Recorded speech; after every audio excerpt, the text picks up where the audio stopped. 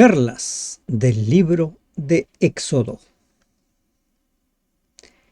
Durante unos 45 años se pensó que el Código de Hammurabi era la más antigua colección de leyes. Sin embargo, se han encontrado varias colecciones de leyes mucho más antiguas.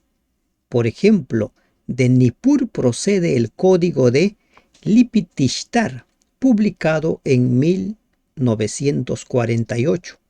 Fue escrito en sumerio 1 o 2 siglos antes del Código de Hammurabi. También en el mismo año 1948 fue publicado el Código de Enjarmal, cerca de Bagdad. Otro, el Código del rey Bilalama de Eshumna, que gobernó unos 300 años antes de Hammurabi. Evidentemente este código es precursor de las leyes de Lipitishtar y Hammurabi. En 1954 se publicó un código legislativo más antiguo que cualquiera de los tres mencionados, conocido como el Código de Urnammu. Contiene leyes mucho más humanas que cualesquiera de las otras conocidas hasta entonces. Bendito Padre que estás en los cielos, te damos gracias porque nos permites ingresar al capítulo 21 del libro de Éxodo. Te suplicamos que nos dirijas a lo largo del estudio de este capítulo. En el nombre de Jesús te lo pedimos. Amén. Buen día, hermanos de esperanza. En el capítulo 20 hemos visto la promulgación de las leyes morales, los 10 mandamientos. Estos 10 mandamientos, tal como refiere la Biblia, siguen vigentes. Vemos nosotros Apocalipsis 12:17 o el mismo Apocalipsis 14:12, donde se nos habla acerca de la característica del perfil del remanente del tiempo del fin. En el 12:17 dice que el dragón se va a hacer guerra contra el resto de la descendencia de la mujer, los que guardan los mandamientos de Dios y tienen la fe de Jesús. Después de la promulgación de las leyes morales, Dios empieza a promulgar las leyes civiles. Recordemos que Israel estaba en el proceso de constituirse en una nación. Si bien es cierto que sería una nación que tenía por cabeza a Dios mismo, pero esta nación debía tener no solo leyes morales, sino también leyes civiles. Y de esto es lo que trata el capítulo 21. Sigamos animando a las personas, invitemos a las personas a sumarse al estudio diario. Si está en sus posibilidades, comparta en su página, en sus redes sociales, el estudio que compartimos con ustedes cada día. Estas son las leyes que les propondrás, dice el Señor. Los reglamentos por los cuales se había de administrar justicia. Y se van a dar a continuación una serie de leyes. Los primeros tienen que ver con las leyes sobre los esclavos hebreos, los derechos de los esclavos hebreos, del 1 al 11 y del 12 en adelante, las leyes concernientes a la vida y a la propiedad. Y aquí vale la reflexión antes de ingresar a este versículo 2.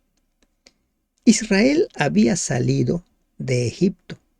Allí había sido esclavizado por mucho tiempo.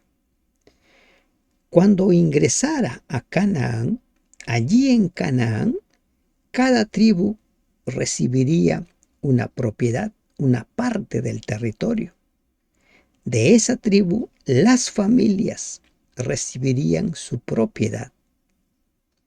Y la primera reflexión es, ¿Por qué surgirían esclavos hebreos? ¿Por qué se venderían los hebreos? ¿O por qué venderían a sus hijos o a sus hijas los hebreos? Y como hemos venido estudiando en los capítulos anteriores, lamentablemente, no todos aprendieron a administrar lo que tienen. Puede haber dos personas que trabajan en el mismo lugar y que reciben el mismo sueldo, pero los dos no disfrutan de la misma manera el sueldo que reciben. Quien sabe administrar va a disfrutar mejor sus ingresos, mientras que quien no sabe administrar, lamentablemente, como sucede en muchos casos, personas que, llegado fin de mes, ya no tienen dinero para cobrar, sino que deben recurrir a los adelantos.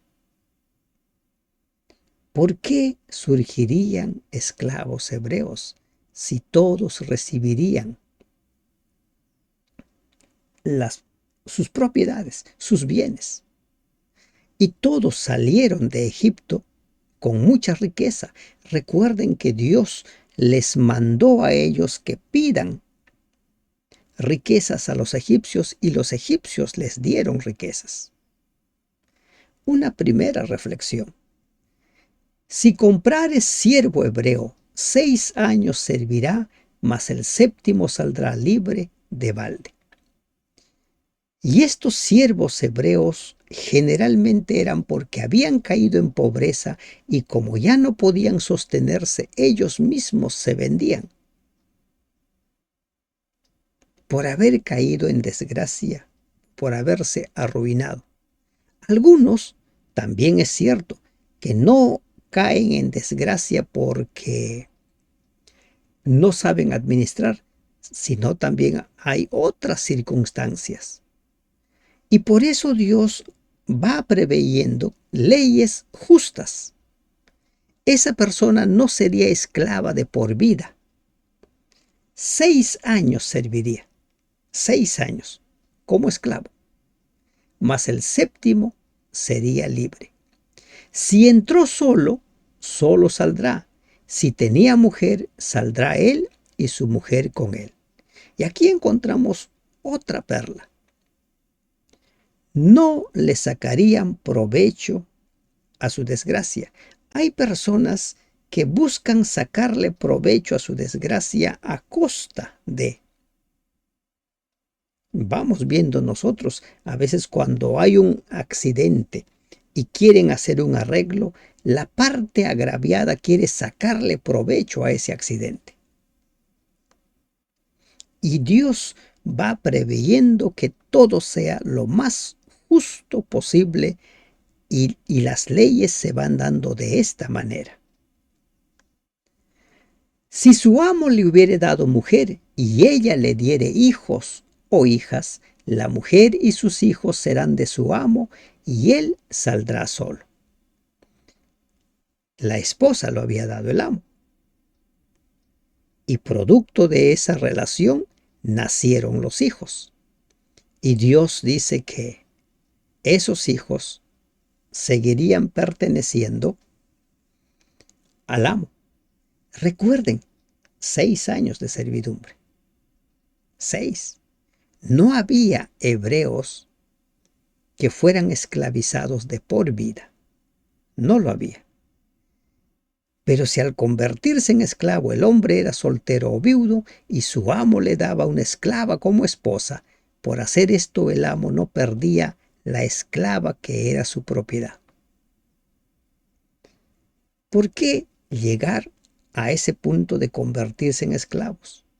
Uno de ellos era no saber administrar los recursos. Y también vemos nosotros que en las circunstancias de extrema pobreza, muchos se levantan sin necesidad de convertirse en esclavos.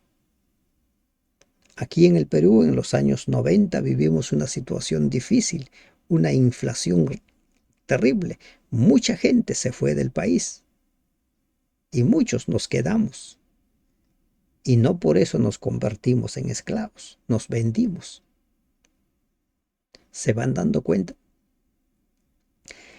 Si el siervo dijere, yo amo a mi señor, a mi mujer y a mis hijos, no saldré libre. O sea, por amor a su esposa, por amor a sus hijos, si la persona decide quedarse, entonces ahora la ley dice lo siguiente. Entonces su amo lo llevará ante los jueces y le hará estar junto a la puerta o al poste, y su amo le horadará la oreja con lesna y será su siervo para siempre. ¿Por qué para siempre? Porque él voluntariamente quiere ser siervo. ¿Mm? Voluntariamente. Lo hace por amor, puesto que la esclavitud hebrea era suave y benévola en su naturaleza, como lo vemos en Levítico 25, 39, 40, 43, no era extraño que llegara a existir afecto entre el propietario y el esclavo. Aún entre los paganos había tales ejemplos. El amor aún podría hacer que las condiciones de la servidumbre parecieran preferibles a la libertad. Los vínculos del afecto atan más estrechamente que cualesquiera otros vínculos, pero no aprisionan ni encadenan. Si la persona decidía quedarse por voluntad propia, podía hacerlo, pero sería siervo para siempre. Lo había hecho porque quiso, por amor. Es que, ¿saben? A veces sucede que muchas personas saben conducirse bien, saben hacer bien las cosas, mientras que haya otro que les vaya indicando qué hacer. Pero cuando ellos tienen que tomar las decisiones, no saben qué hacer. Son buenos ejecutores de órdenes, son buenos ejecutores de planes establecidos, pero ellos no son buenos en crear, buenos en dirigirse solos. En esos casos, más vale quedarse allí, y Dios provee también que eso pudiera suceder para siempre. Y cuando alguno vendiere su hija por sierva, no saldrá ella como suelen salir los siervos. Entre las naciones antiguas, la autoridad de un padre era generalmente tan absoluta que podía vender a sus propios hijos como esclavos. El historiador Heródoto nos cuenta que los tracios tenían la costumbre de vender a sus hijas. Según otro historiador, Plutarco, hubo un tiempo cuando la venta de los hijos era común en Atenas. Las esclavas por lo general eran compradas para servir como concubinas o esposas secundarias de sus amos. Y tal parece que este es el caso que se prevé aquí. Si no agradare a su señor, por lo cual no la tomó por esposa, se le permitirá que se rescate, y no la podrá vender a pueblo extraño cuando la desechare. Si el que compraba a la esclava rehusaba hacerla su concubina o esposa secundaria, entonces estaba obligado literalmente a permitirle su redención.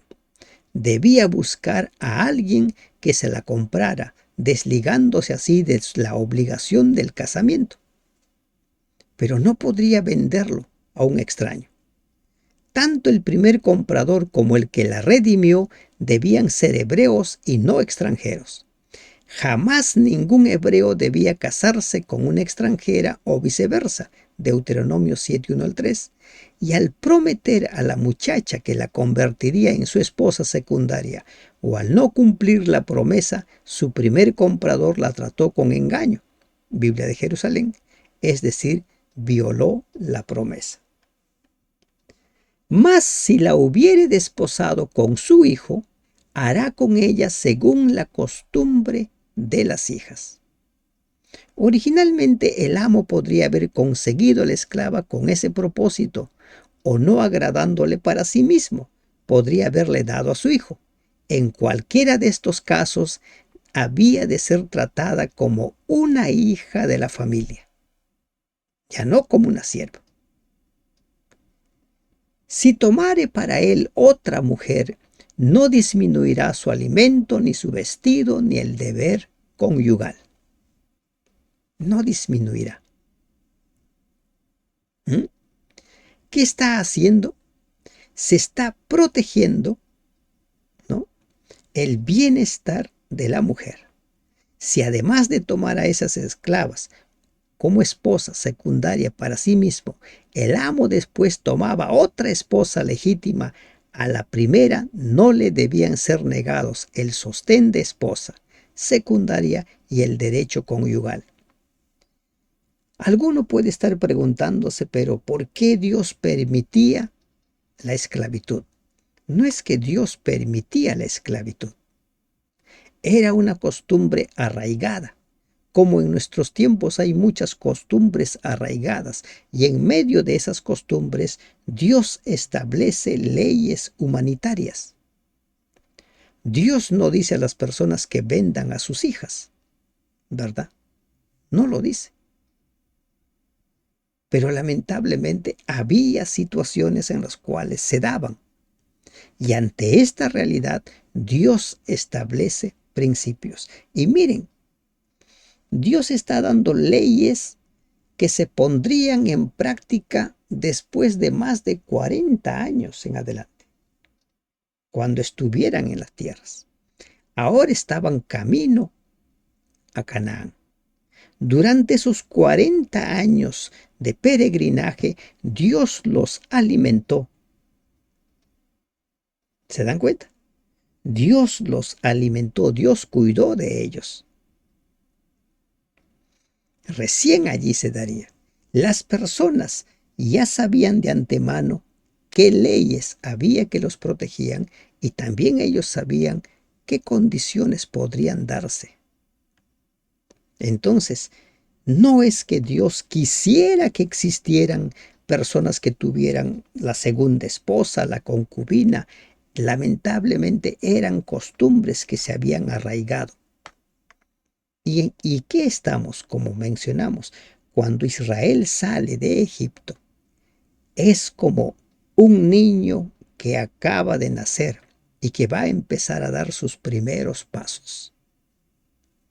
Y muchas cosas se le permitió. Dios fue condescendiente con ellos, pero en la medida que fue madurando, en la medida que fue entendiendo, entonces Dios dejó en claro muchas cosas. Eso hay que tenerlo muy en cuenta. Y si ninguna de estas tres cosas hiciere, ella saldrá de gracia sin dinero. Si el esposo no le da su alimento, su vestido, o no cumple con el deber conyugal, esa mujer podía recuperar su libertad. Se van dando cuenta de qué manera protegía Dios a la mujer indefensa, porque lamentablemente por el abuso del padre llegaba esa condición, pero Dios no lo dejaba allí abandonado a su suerte. El padre podía abusar, venderla como sierva, como esclava, pero Dios ahora establece principios que mantengan el bienestar de esta mujer. El que hiriere a alguno haciéndole así morir, él morirá. Ahora nos vamos a encontrar nosotros con leyes que aparentemente son drásticas, son duras. Miren, nos parece a nosotros drásticos porque nos hemos acostumbrado a vivir bajo violencia. Nos hemos acostumbrado a vivir bajo el abuso. Y lamentablemente a veces nosotros también podemos estar inmersos en ese abuso. Hay un principio elemental que nunca debemos perder de vista. Todos somos hijos de Dios. Todos. Ninguno tiene derecho de lastimar a nadie. Entonces, esta ley establece que El que hiriere a alguno haciéndole así morir, él morirá. Lo que se conocía como la ley del talión, ojo por ojo, diente por diente. Morirá. Así de claro. Si matas, mueres. ¿Se imaginan lo que sucedería en nuestros tiempos si esas leyes existieran? El asunto es que hoy en día la justicia está tan corrompida que al justo lo hacen parecer injusto y al injusto lo presentan como el justo. Y es por eso que es preferible que no exista la famosa pena de muerte. Pero como vamos a ver más adelante, cuando había situaciones en Israel durante esos 40 años de peregrinaje, Moisés consultaba con Dios, y Dios, que conoce todo, las intenciones, las motivaciones, no solamente las conductas exteriores, determinaba qué se debía hacer. Mas el que no pretendía herirlo, sino que Dios lo puso en sus manos, entonces yo te señalaré el lugar al cual ha de huir. Si hubiera un accidente, ¿no? No es provocado, no es adrede. Entonces Dios le dice, yo te voy a indicar a dónde debe ir esta persona. En el libro de Números se habla acerca de las ciudades de refugio a donde podían huir las personas que habían matado a alguien no a propósito, no premeditadamente, porque los que morían o los que mataban premeditadamente, ellos sí debían pagar las consecuencias. Y dice el versículo 14, pero si alguno se ensoberbeciere contra su prójimo y lo matare con alevosía, de mi altar lo quitarás para que muera.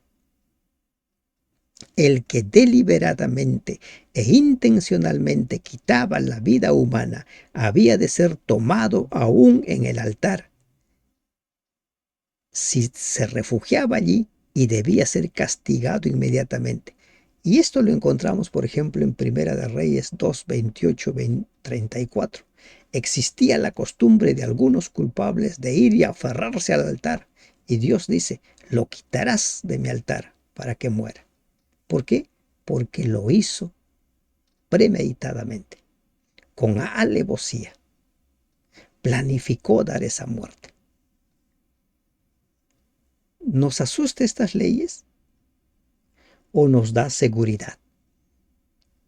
En la actualidad, dentro de la sociedad donde vivimos nosotros, hay un sinnúmero de leyes. Y leyes, algunas, por ejemplo, que hablan de cadena perpetua, leyes que hablan de 30 años, 40 años de cárcel por determinados delitos. No por eso andamos nosotros preocupados, ¿verdad? Porque mientras nosotros nos conduzcamos como es debido, esas leyes no han de caer nunca sobre nosotros. El que hiriere a su padre o a su madre, morirá. En la versión Jerusalén dice el que golpeare. Esto implica una deliberada y persistente oposición a la autoridad paterna. En este y en los dos versículos siguientes se trata de otros delitos capitales. Herir no significa matar, crimen del que se trata en el versículo 12. Sin embargo, el severo castigo por golpear hace resaltar con nitidez la dignidad y autoridad de los padres. Dios deja en claro que los hijos no pueden faltarle el respeto a los padres. Y lamentablemente, hoy en día, escuchar de hijos que golpean, que faltan a los padres, a las madres, es una noticia casi diaria. Y lo más triste es que a veces situaciones de estas también se dan dentro de los que se consideran cristianos. Pero Dios es tajante. El que hiere, el que golpea, no el que lo mata, el que golpea, a su padre o a su madre, morirá. En este versículo trata específicamente del que golpea. En el versículo 17 habla algo más acerca de la violencia verbal. Aquí está hablando de la violencia física. Golpear. Golpeas, mueres. Si nosotros recordamos el quinto mandamiento, dice, honra a tu padre y a tu madre para que tus días se alarguen sobre la tierra. Pero si te atreves a golpear, tus días se acabaron. Así de claro es Dios. Miren cómo es que Dios fue estableciendo principios claros, severos, enérgicos, nos parecen. Pero quien sabe vivir en sana convivencia con sus padres, con sus hermanos, con los vecinos, no tiene por qué preocuparse de estas leyes. Asimismo, el que robare a una persona y la vendiere, o si fuere hallada en sus manos, morirá. Aquí se está hablando del secuestro. Quien secuestra a una persona, esa persona debe morir. Los secuestraban para venderlos. Es lamentable escuchar que en pleno siglo XXI, donde vivimos en un apogeo de la ciencia, donde vivimos realmente, se supone, en medio de sociedades donde la civilización ha aumentado, aún hay personas que van vendiendo a personas. Los roban, los secuestran y los venden. Sobre todo niños, niñas. Y también hay adultos que por diversas razones, ¿no?, son secuestrados. Y ese delito estaba penado severamente por Dios.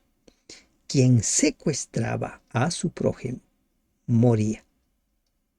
Dentro de la sociedad en la cual vivimos, estas personas a veces pagan a abogados y hacen diversos juegos debajo de la mesa y salen libres.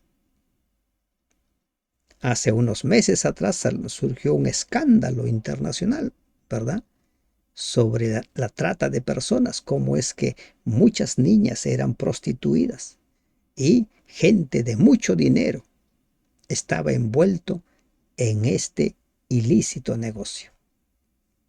Y muchos de ellos siguen libres. Pero Dios establece que esas personas que secuestraban y los vendían debían ser muertos. Aun cuando los hallaban en su poder, aun no los habían vendido, el secuestro estaba penado con la muerte. Igualmente, el que maldijere a su padre o a su madre morirá. Ahora entramos aquí nosotros a la violencia verbal. Miren, hay muchos que se cuidan de la violencia física. Hay muchos que ahí como que se frenan para no agredir físicamente, pero son muy rápidos y ligeros para agredir verbalmente. Y la violencia verbal es tan dañina y perjudicial como la física. Y Dios establece: el que maldiga a su padre o a su madre morirá, puesto que los padres están en el lugar de Dios para sus hijos. Durante sus primeros años, el castigo por maldecirlos es equivalente al castigo por blasfemar el nombre de Dios. Levítico 24, 16. Violencia física y violencia verbal contra los padres era penado con la muerte. ¿Cuántos hijos, cuántas hijas en estos momentos yacerían en la tumba porque lamentablemente se han atrevido a levantar la mano o a violentarles verbalmente? Y lo hacen reiteradas veces.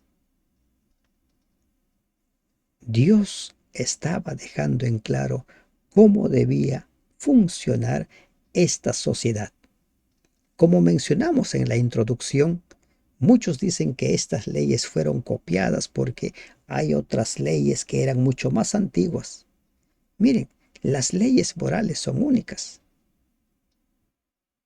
Ya sea que hubieron leyes mucho más antiguas de cuando Moisés la promulgó por inspiración divina, o en nuestros días, las leyes morales son únicas, preservar la integridad del ser humano. Y esa integridad no es solamente física, es psicológica, emocional. La integridad. Además, si algunos riñeren y uno hiriere a su prójimo con piedra o con el puño, y éste no muriere, pero cayere en cama, si se levantare y anduviera fuera sobre su báculo, entonces será absuelto el que lo hirió. Solamente le satisfará por lo que estuvo sin trabajar y hará que le curen. ¿Qué está diciendo? Si alguien se levanta y golpea a otra persona y lo lastima, pero no lo mata, todos los días que esa persona no podía trabajar debían ser reembolsados por el agresor. Y no solo eso, todos los gastos ocasionados para, ¿no?, la curación de esta persona debían ser asumidos por el agresor. Esas leyes en nuestros días existen. Se repiten esas leyes. El tiempo que estás convaleciente deberá ser asumido por el agresor. Todos los gastos también asumidos por el agresor. Así de claro es esta ley. Qué preciosas perlas que vamos viendo, ¿verdad? Esta nación sería una nación en la cual se respete al ser humano. Y si alguno hiriere a su siervo o a su sierva con palo y muriere bajo su mano, será castigado. Aquí nos encontramos con una ley que a veces nos cuesta entender, pero cuando tratamos de verlo dentro del contexto en el cual se estaba dando, y recordemos, vuelvo a repetir, esta nación, este pueblo de Dios estaba dando sus primeros pasos. Aquí, ¿qué nos dice? Si el amo hería a su siervo o a su sierva con palo y éste muriera, el amo sería castigado. Castigado. Mas si sobreviviere por un día o dos, no será castigado porque es de su propiedad. Cuesta entender este pasaje, ¿verdad? Ha sido duro, pero lamentablemente aquí como que se resalta el principio de la propiedad. Era mi propiedad. Era mi esclavo. Pero vamos a ver más adelante que tampoco por cualquier cosa podía golpearlo. ¿Ah? Vamos a ver más adelante, sobre todo en el libro de Levíticos, cuando Dios establece las causales por las cuales un amo era severamente castigado. Aquí como que se está dando a grandes, se está bosquejando las leyes. Mas si sobreviviere, no se le castigará porque es su propiedad. Aquí encontramos otra situación. Si algunos riñeren, están peleando, e hirieren a mujer embarazada, y ésta abortare, pero sin haber muerte, serán penados conforme a lo que les impusiere el marido de la mujer y juzgaren los jueces. No se nos da muchos detalles aquí. ¿Cómo es que la mujer se ve envuelto en medio de esta riña? No sé si entró a separar, entró a pacificarlos, pero en esa circunstancia se da el aborto. Y la pena es que deben de pagar lo que el marido establecía. Mas si hubiere muerte, entonces pagarás vida por vida, ojo por ojo, diente por diente, mano por mano, pie por pie, quemadura por quemadura, herida por herida, golpe por golpe. Este castigo en apariencia excesivo por un perjurio o un perjuicio en gran medida accidental y sin la intención de quitar la vida, probablemente era el reflejo de una ley antigua semejante a la del vengador de la sangre. Mas si hubiere muerto, dice, si hay muerte, debe pagar con su vida, vida por vida, ojo por ojo, diente por diente. Hay muchos que en la actualidad dicen que esa ley, la ley del talión del ojo por ojo, diente por diente, ya no existe. Posiblemente como tal, ya no existe. Pero ese principio de lo que haces, pagas, sigue existiendo. Y Jesús también lo utilizó en más de una ocasión. Por ejemplo, Jesús dijo en una ocasión, ahorita no tengo el texto en la mente, el que me niegue ante la gente, yo también le negaré ante mi Padre. Lo que haces, pagas. Si alguno hiriere el ojo de su siervo, miren aquí, por eso les decía, o sea, no vamos a necesitar llegar a Levítico para entender lo que hemos visto en esto de acá. Si alguno hiriere a su siervo. ¿Qué dice aquí? Si alguno hiriere el ojo de su siervo o el ojo de su sierva y lo dañare, le dará libertad por razón de su ojo.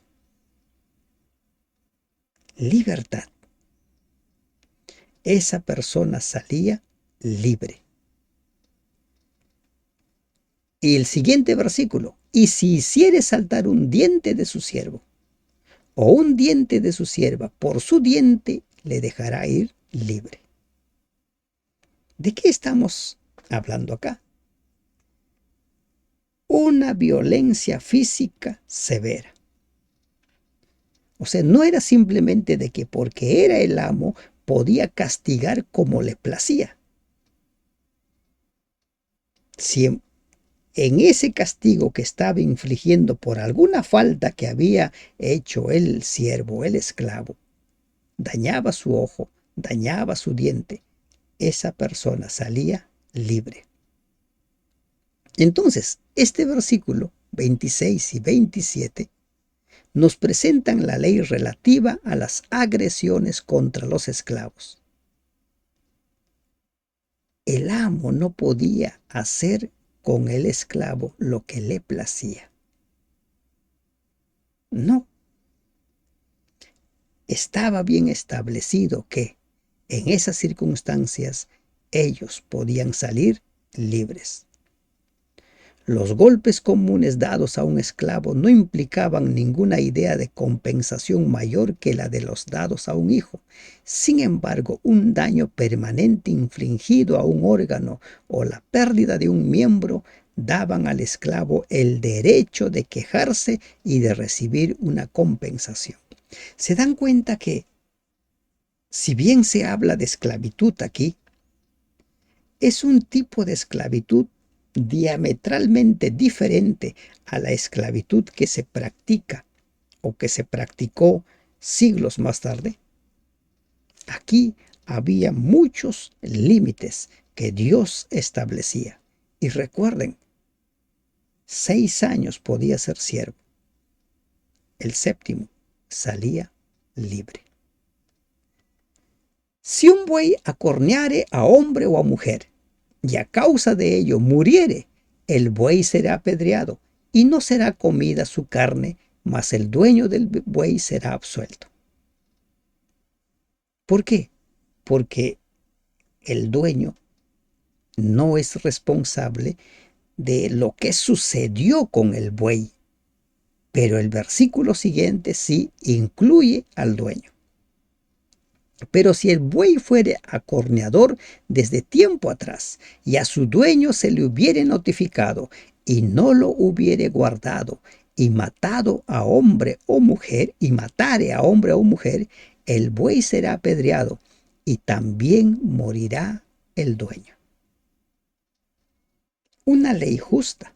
Imagínese, usted tiene su animal y por esas cosas, por ejemplo, hoy en día las personas tienen perros y tu perro muerde.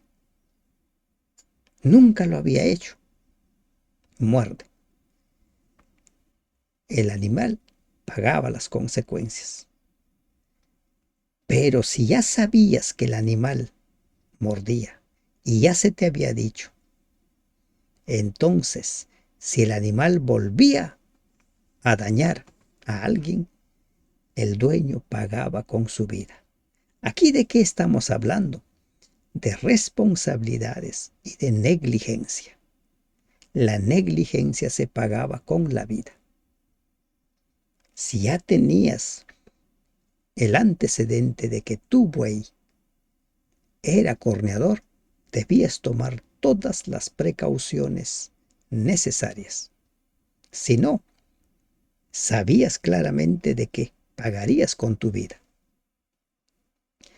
Si le fuere impuesto precio de rescate, entonces dará por el rescate de su persona cuanto le fuere impuesto. Si alguien, ¿no? Aquí ya hablamos dentro del contexto de negociar con el agredido. Y si ponía un precio a su vida, él podía rescatar. Haya acorneado a hijo, haya acorneado a hija, conforme a este juicio se hará con él.